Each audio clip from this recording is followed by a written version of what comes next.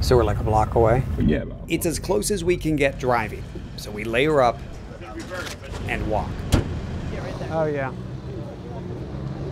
You can already smell it. Wow, look at people just still making their commute as tires are burning right in the middle of the street here.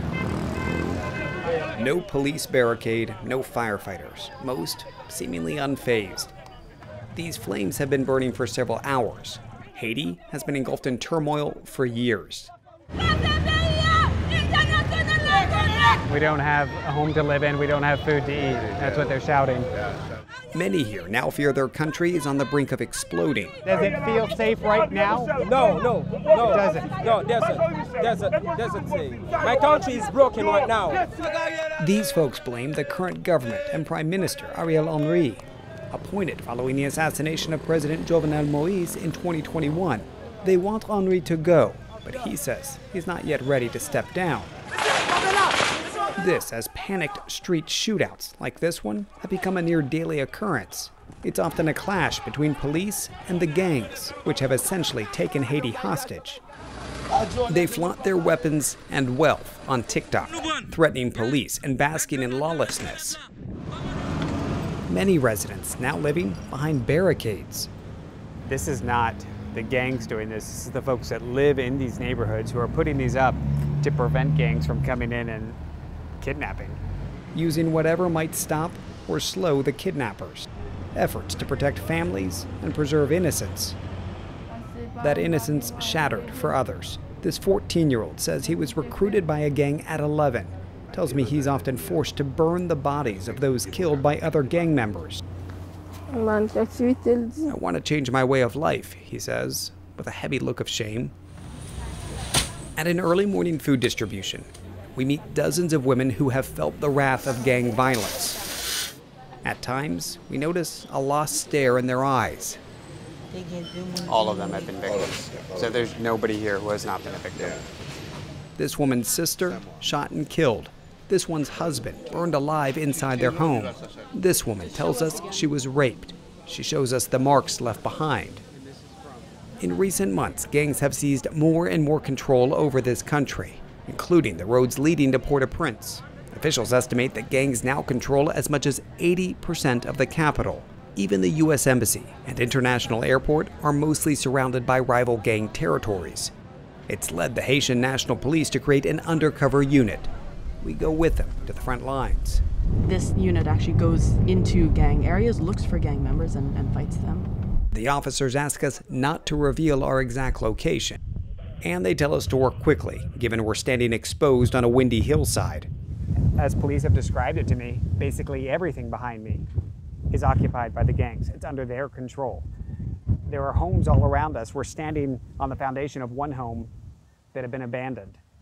They offer to drive us closer. And you can see they're getting ready. Yes, our driver's all geared up now, ready for potential gunfire to come our way.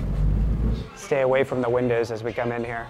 They describe this as the last defensive point, and beyond here is what they consider to be their front lines. From here, you can see the battlefield. No signs of any suspected gang members, for now. Police are not the only ones trying to gain the upper hand here. In a fractured state, alternatives to the gangs and government surface. We're headed to meet a commander of BSAP, Haiti's armed environmental protection agency that has splintered from the Henry government, challenging its legitimacy. We pull up to a gated compound. The man in the purple shirt leads us in. He then changes into his BSAP uniform. It's the commander. He's in hiding from police. His message echoes the anti-government protester. Toute révolution. He flexes BSAP's strength in numbers and its potential to help bring stability. But when it comes to his own family, you mentioned you have 4 kids. What do you think their future is in this country? He fears their future is best served leaving Haiti. The desperation is felt beyond Port-au-Prince. In places like Jeremy, the UN chopper is the safest way to get there. It's about an hour ride. Members of the World Food Program take us through this rural coastal community, devastated by recent protests. Right back there, you had 5 people were killed last week. Right there? It was right there, yeah. We arrive at this agricultural consortium. The WFP buys food from these local farmers to then hand out. But the recent protests have blocked distribution efforts, leaving some food to spoil. It's frustrating for the WFP officials, as they know you don't have to look far to find hunger here. These farmers pointing to their stomachs, lifting their shirts to us. When you're hungry, a lot of folks will look at Haiti and they'll say, it's had issues for so long. The question that no doubt people in the US will ask is, well, why should we help? Well, there are two reasons why you need to help. First of all, it's on humanitarian grounds. But then there's also our own self-interest in the US. So the longer you wait to act on Haiti, the more migrants there will be on our southern border. It's that simple. Many here search for normalcy where they can. Even with the threat of violence, missing Mass for some is not an option. They wear their Sunday best and unite in prayer. Places of worship are not immune from gang terror, but they at least offer a moment of tranquility and hope. For now, David Culver, CNN, Port-au-Prince, Haiti.